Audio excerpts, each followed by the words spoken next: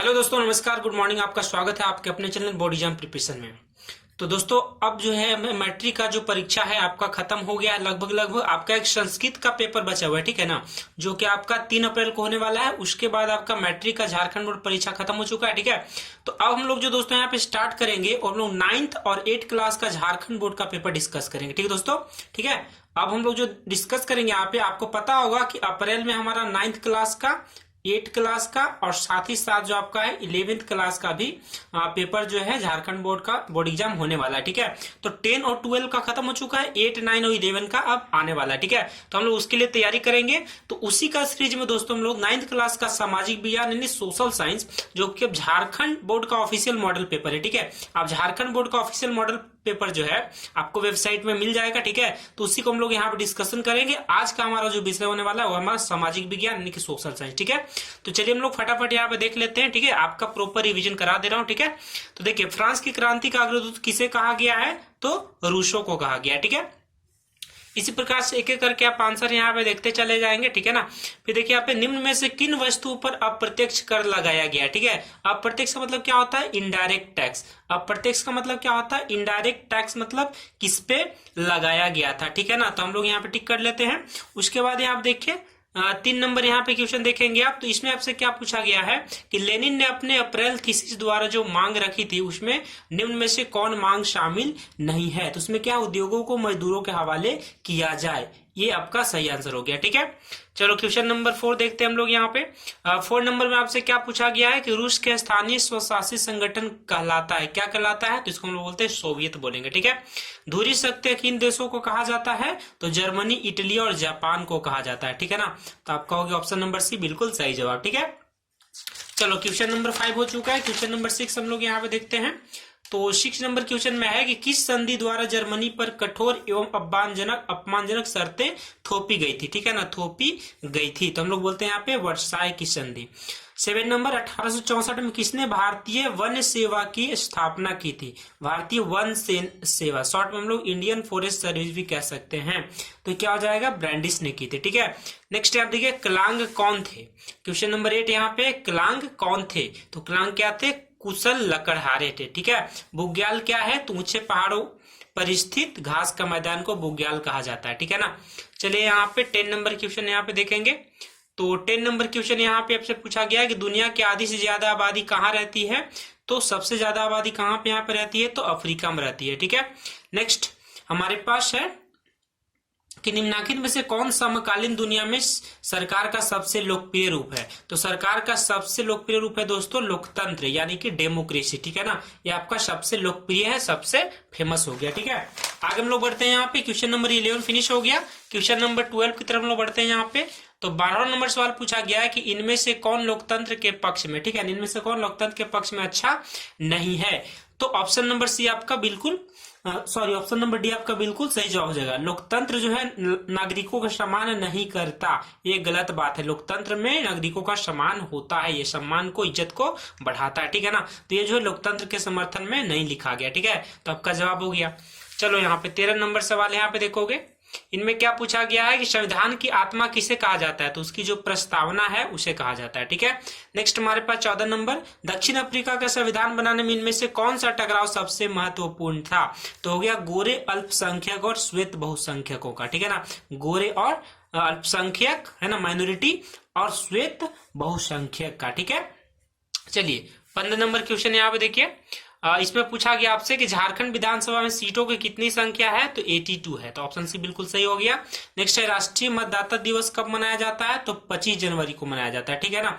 ये आपका आंसर सही हो गया, ठीक है। चलिए आगे बढ़ते हैं यहाँ पे सवाल नंबर 17 की तरफ। तो 17 नंबर सवाल में आपसे पूछा गया कि वर्तमान समय में भारत के राष्ट्रपति कौन है? तो द्रौपदी मुर्मू। मैं दोस्तों आपको बता दूं कि द्रौपदी मुर्मू जो थे वो हमारे राज्यपाल भी रह चुके हैं झारखंड का, ठीक है ना। राष्ट्रपति बनने से पहले जो है द्रौपदी मुर्मू हमारे क्या थी, मतलब राज्यपाल थी झारखंड राज्य का, ठीक है। तो अभी वर्तमान में वो राष्ट्रपति है भारत का, ठीक है। 18 नंबर सवाल यहाँ पे देखिए, निम्नांकित में से कौन भारतीय संसद के 2 सदन हैं? तो एक हो गया लोकसभा, दूसरा हो गया राज्यसभा, ठीक है दोस्तों। चलिए आगे बढ़ते हैं। लोग संगठन और संघ बनाने की स्वतंत्रता किस मौलिक अधिकार के अंतर्गत आता है? ठीक है, तो हम लोग यहाँ पे टिक करेंगे। तो ये आता है आपके पास दोस्तों स्वतंत्रता का अधिकार, ठीक है ना, राइट टू फ्रीडम, ठीक है, स्वतंत्रता का अधिकार होता है। 20 नंबर सवाल देखो यहाँ पे, निम्नलिखित में से कौन मौलिक अधिकारों में नहीं आता? तो संवैधानिक उपचार का अधिकार, ठीक है ना, ऑप्शन सी आपका बिल्कुल सही हो जाएगा। संवैधानिक उपचार का अधिकार ये आपका मौलिक अधिकार यानी कि फंडामेंटल राइट, ठीक है ना, इसके अंतर्गत ये नहीं आता है, ठीक है। चलिए हम लोग यहाँ बढ़ते हैं सवाल नंबर आप 21 की तरफ, ठीक है। तो 21 नंबर सवाल यहाँ पे देखो, भारत का जो क्षेत्रफल है, ठीक है ना, भारत का जो क्षेत्रफल है वो विश्व के क्षेत्रफल का कितना प्रतिशत है? तो करीब करीब 2.4% है, ठीक है। चलिए, निम्न में से कौन हमेशा बर्फ से ढका रहता है? तो हमारा जो हिमालय है, महान हिमालय, वो हमेशा बर्फ से ढका रहता है, ठीक है। तो 22 नंबर सवाल हमारा फिनिश होता है यहाँ पे दोस्तों। आगे हम लोग बढ़ते हैं सवाल नंबर 23 की तरफ, ठीक है ना। तो 23 नंबर सवाल यहाँ पे देखोगे आप, उत्तरी मैदान जो है ना, उत्तरी मैदान किन नदियों से बना हुआ है? तो गंगा, सिंधु और ब्रह्मपुत्र से बना हुआ है, ठीक है। 24 नंबर, प्रायद्वीपीय नदियां होती है, ये क्या होती है? वर्षाकालीन होती है, ठीक है ना, क्या होती है? वर्षाकालीन होती है। चलो 25 नंबर क्वेश्चन देखो, निम्नलिखित में से कौन सा लवणीय जल वाली झील है? तो हमारा सही आंसर क्या हो जाएगा? यह है सांभर झील, ठीक है ना, सांभर झील। 26 नंबर क्वेश्चन देखो, निम्नलिखित में से कौन जलवायु को प्रभावित करने वाला कारक नहीं है? तो हो जाएगा मौसम समाचार, ठीक है ना, इससे जो है हमारा जलवायु प्रभावित नहीं हो सकता, ठीक है। ऊंचाई से होता है, पवन से होता है, वायु दाब से होता है, छान से होता है, लेकिन बोला कि इससे कारक मतलब नहीं होता है, प्रभावित नहीं होता है, तो मौसम समाचार, ठीक है। चलो 27 नंबर क्वेश्चन में है, भारत में मानसून का आगमन कब होता है? तो जुलाई के प्रारंभ में करीब करीब जो है मानसून हमारे पास आ जाती है, ठीक है ना। 28 नंबर देखो, नागफनी किस वनस्पति क्षेत्र में पाई जाती है? ठीक है, नागफनी कहाँ पे पाई जाती है? तो ये हमारे पाई जाती है दोस्तों कटीले वन, है ना, कहाँ पाई जाती है? कटीले, सी नंबर ऑप्शन, कटीले वन तथा झाड़ियों के बीच या झाड़ियों के क्षेत्र में पाई जाती है, ठीक है। 28 नंबर सवाल हमारा फिनिश होता है। आगे बढ़ते सवाल नंबर 29 की तरफ। तो 29 नंबर क्वेश्चन आपसे पूछा जा रहा है यहाँ पे कि भारत में जो लिंगानुपात है, ठीक है ना, मतलब सेक्स रेशियो, ठीक है, तो भारत में जो लिंगानुपात है उसके संदर्भ में, है ना, उसके संदर्भ में कौन सा कथन जो है सही नहीं माना गया? ठीक है, कौन सा कथन सही नहीं माना गया है? ठीक है, तो हम लोग देखते हैं यहाँ पे महिलाओं की संख्या पुरुषों से कम है, ठीक है, सॉरी, कौन सा कथन सही है, मैंने गलती से बोल दिया, कौन सा कथन सही है? तो महिलाओं की संख्या जो है वो पुरुषों से कम है हमारे भारत में, ठीक है ना, आपका बिल्कुल सही जवाब हो गया। 30 नंबर सवाल यहाँ पे देखिए, जनसंख्या में होने वाले परिवर्तन की क्रियाएं कौन कौन से हैं? तो जन्म दर भी है, प्रवास भी है, मृत्यु दर भी है, तो उपरोक्त सभी लिखेंगे। उत्पादन की पहली आवश्यकता क्या है? तो आपका मानव पूंजी, ठीक है ना, मानव पूंजी रहेगा तभी कुछ हो पाएगा, ठीक है। चलिए हम लोग 32 नंबर क्वेश्चन देखते हैं यहाँ पे, अस्थायी पूंजी और कार्यशील पूंजी किसके स्रोत हैं? तो भौतिक पूंजी का भी और मानव पूंजी का, ठीक है ना, तो ए और बी दोनों हो जाएगा, ठीक है।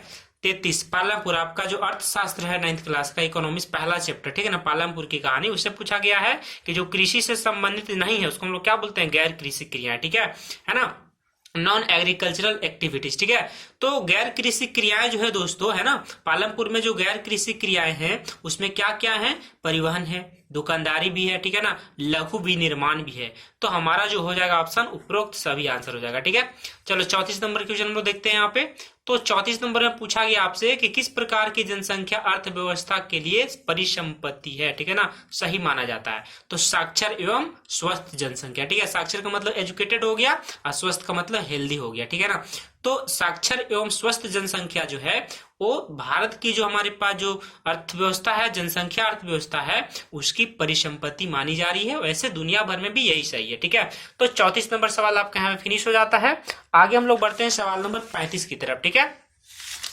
तो 35 नंबर क्वेश्चन यहाँ पे देखिए आप, इसमें आपसे पूछा गया 35 नंबर में कि निम्न, है ना, निम्नांकित में से किसमें निवेश से मानव संसाधन में उच्च प्रतिफल प्राप्त होता है? तो शिक्षा और चिकित्सा में, इसमें अगर ज्यादा इन्वेस्टमेंट करेंगे तो ज्यादा प्रतिफल इसको आपको मिलने वाला है, ठीक है ना। निवेश का मतलब उसमें एक तरीका से इन्वेस्टमेंट कह सकते हो, ठीक है, इंग्लिश में। तो विश्व में भारत में सबसे अधिक निर्धनों का संकेंद्रण है, ठीक है ना, भारत में क्या सबसे अधिक, भारत में सबसे अधिक जो है निर्धनों का मतलब गरीबों का संकेंद्रण है, ठीक है। 37 नंबर सवाल यहाँ पे देखिए, इसमें आपसे पूछा गया है कि निर्धनता, है ना, निर्धनता रेखा का निर्धारण करते समय इनमें से किस पर विचार नहीं किया जाता, है ना।